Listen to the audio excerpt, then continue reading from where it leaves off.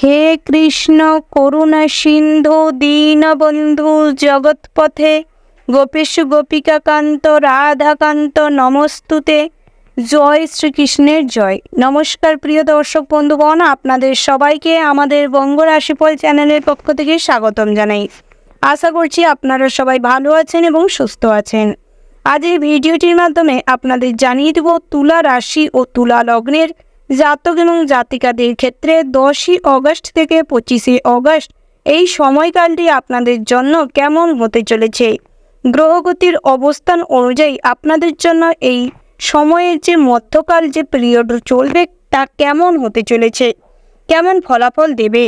আপনি কি জানেন আগামী কিছুদিন তোলপাড় হতে চলেছে আপনাদের রাশি জাতক জাতিকাদের জীবন। এমন কিছু ঘটতে চলেছে যা আপনাকে প্রেম, কর্মজীবন ও অর্থনৈতিক দিক থেকে একেবারে পাল্টে দিতে পারে। ভাগ্য কি এবার আপনার পক্ষে আছে নাকি আপনাকে নিতে হবে কঠিন সিদ্ধান্ত, তা সম্পূর্ণ বিস্তারিত আলোচনা করব আজ এই ভিডিওটির মাধ্যমে। 10ই অগস্ট থেকে 25শে অগস্ট এই সময়কাল হতে চলেছে কল্পতরু নতুন মোড়ের যে গল্প কাহিনীর মতন। আর আপনি যদি তুলা রাশির জাতক কিংবা জাতিকা হন তাহলে এই ভিডিওটি সম্পূর্ণ আপনাদের জন্য। তাই এক মুহূর্ত কিংবা এক সেকেন্ড মিস না করে সম্পূর্ণ ভিডিওটি দেখতে থাকুন এবং ভিডিওটিতে একটি লাইক করবেন। কমেন্ট বক্সে ভগবানকে অনুসরণ করে আপনাদের আরাধ্য দেবতাকে একবার হলেও জয়ধ্বনি দিয়ে অনুসরণ করে যাবেন। এবার আমরা জেনে নিব প্রথমেই আপনাদের রাশি সাপেক্ষে গ্রহগতির কেমন অবস্থান রয়েছে। সূর্য কর্কট রাশিতে 10ম ভাবে কর্মক্ষেত্রে আলোকপাত করছে। চন্দ্র মাঝে মাঝে তৃতীয় ও চতুর্থে মনোভাব পরিবর্তন ও পারিবারিক চিন্তা বাড়াচ্ছে। বুধ কন্যা রাশিতে একাদশ ঘরে থাকছে, অর্থ ও বন্ধুত্বের বাস্তব বুদ্ধি বাড়াচ্ছে। শুক্র সিংহ রাশিতে থাকবে, একাদশ ভবনের সামাজিক সাফল্য ও আকর্ষণীয়তা করে তুলবে।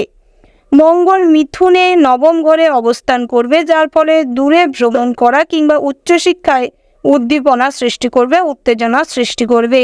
বৃহস্পতি বৃষ রাশিতে 8মে গোপন জ্ঞান ও পরিবর্তনের জন্য অনেকটাই ফলপ্রসূ ফলাফল দেবে। শনি কুম্ভ রাশিতে থাকছে 5মে, প্রেমের পরীক্ষার সময় হতে চলেছে, অর্থাৎ প্রেম জীবনে অনেকটাই ধাপে ধাপে পরীক্ষার মাধ্যমে এগানোর জন্য সময়টি অত্যন্ত হতে চলেছে। রাহু মীন রাশিতে 6ষ্ঠ ভাগে অবস্থান করছে, শত্রু দমন করবে এবং স্বাস্থ্যের পক্ষে চ্যালেঞ্জিং হতে চলেছে। কেতু কন্যা রাশিতে দ্বাদশ ঘরে অবস্থান করছে, যার ফলে আধ্যাত্মিকতার টানাপোড়ান ও একাকিত্বর অনুভূতি সৃষ্টি করতে চলেছে।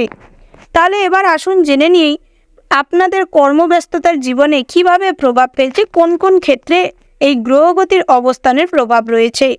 পারিবারিক জীবনের কথা যদি বলা হয়, এই সময় তুলা রাশির জাতক জাতিকাদের ক্ষেত্রে পারিবারিক ক্ষেত্রে কিছু অস্থিরতা দেখা দিতে পারে। চতুর্থ ভাগে চন্দ্রের অবস্থান পারিবারিক দায়িত্ববোধ বাড়াবে।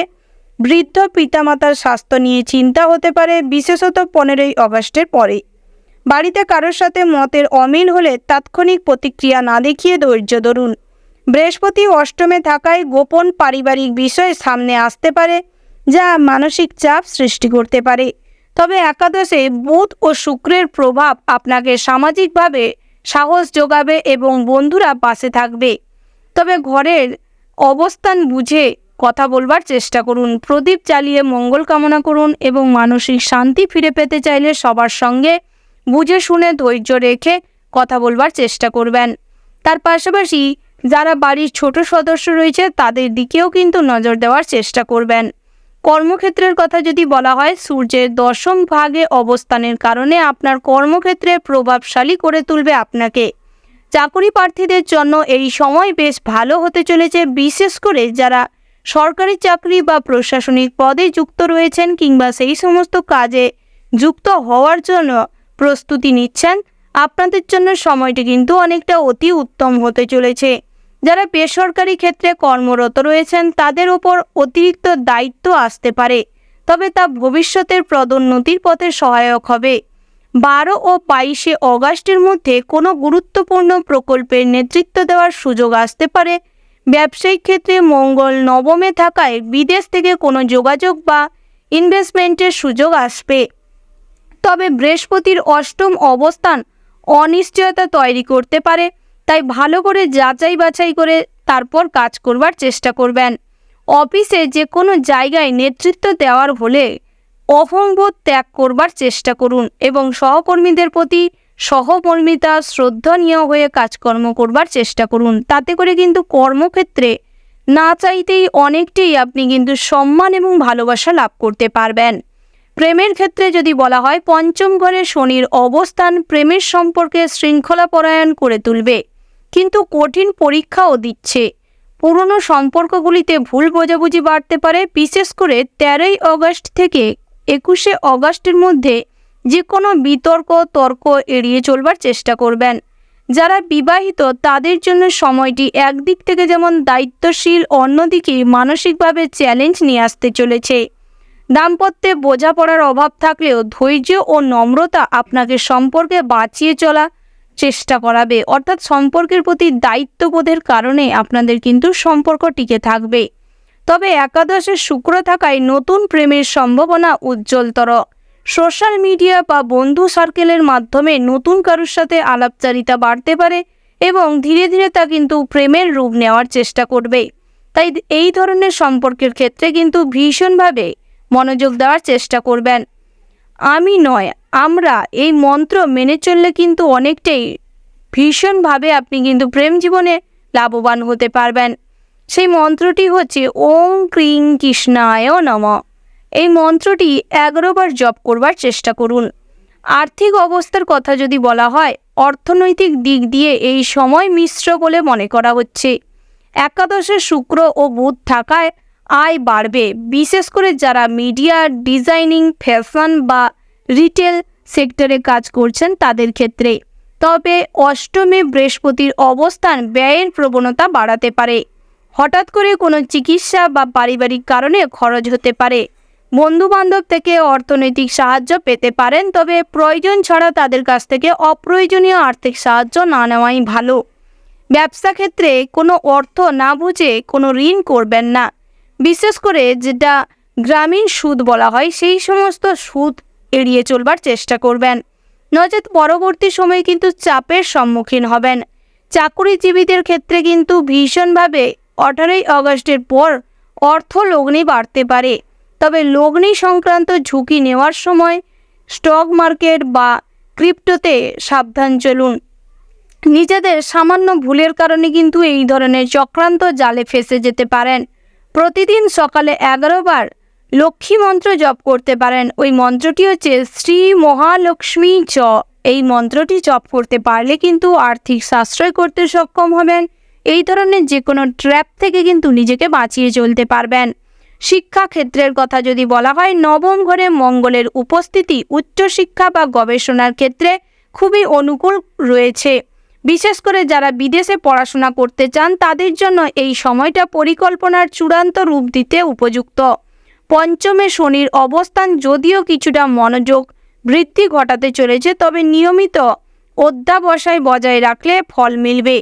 যারা ইউপিএসসি কিংবা পিএসসি বা ব্যাংকিং সেক্টরে কাজের জন্য প্রস্তুতি নিচ্ছেন তাদের জন্য 14 তারিখ থেকে 22শে আগস্টের সময়টা অত্যন্ত গুরুত্বপূর্ণ হতে চলেছে। প্রতিদিন মা সরস্বতীর উদ্দেশ্যে প্রদীপ জ্বালিয়ে প্রার্থনা করুন এবং নিজেদের কাজকর্ম পড়াশোনার প্রতি ফোকাস করুন। তাতে করে কিন্তু অনেকটাই ফলপ্রসূ ফলাফল লাভ করতে পারবেন। স্বাস্থ্যের কথা যদি বলা হয়, রাহুর ষষ্ঠম ঘরের অবস্থান আপনার রোগ প্রতিরোধের ক্ষমতা বৃদ্ধি করছে, তবে একসাথে মানসিক চাপও বাড়তে চলেছে। ঘুম কমে যেতে পারে, গ্যাস্ট্রিক সমস্যা বা স্কিনজনিত সমস্যা ভুগতে পারেন। চতুর্থ ঘরে চন্দ্রের গমন মানসিক অস্থিরতা ও উদ্বেগ বাড়াতে পারে। বিশেষ করে যারা ইতিমধ্যেই দুশ্চিন্তায় ভুগছেন তাদের জন্য মেডিটেশন বা কাউন্সিলিংয়ের প্রয়োজন হতে পারে। নিয়মিত বিভিন্ন রকম বই পড়ার চেষ্টা করুন, গল্পের বই কিংবা আপনি যেই ধরনের লেখালেখি পড়তে পছন্দ করেন সেই ধরনের লেখালেখি পড়বার চেষ্টা করুন এবং নিয়মিত তুলসী পাতা খাওয়ার চেষ্টা করুন। তাতে করে রাতে শয়নকালে ঠান্ডা দুধ পান করুন, অনেকটাই কিন্তু উপকার মিলতে পারে। তো বন্ধুগণ, এবারে আমরা আলোচনা করব তুলা রাশি তথা তুলা লগ্নের জাতক এবং জাতিকাদের ক্ষেত্রে যে গ্রহ নক্ষত্রের অবস্থান লক্ষ্য করা যাচ্ছে সেই সূত্রপাত আপনাদের ক্ষেত্রে যদি শুভ সংখ্যার কথা বলে তাহলে হচ্ছে 51, 58। শুভ দিক হচ্ছে পূর্ব দিক, শুভ রং হচ্ছে গেরুয়া এবং সাদা। শুভ রত্ন হচ্ছে শ্বেত প্রবাল।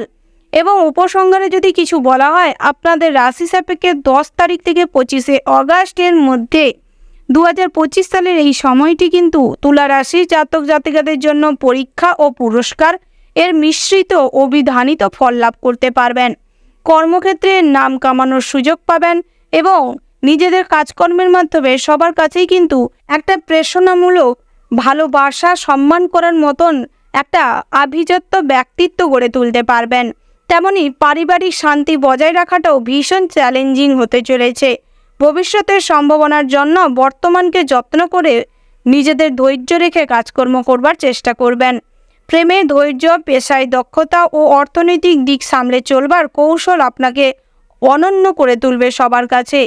ভিডিওটি ভালো লাগলে লাইক করুন, চ্যানেলটি সাবস্ক্রাইব করুন এবং কমেন্টে লিখুন আপনাদের জীবনে এই সময়কালে কি ঘটছে।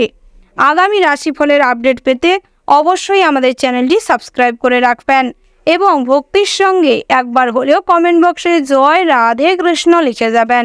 নমস্কার।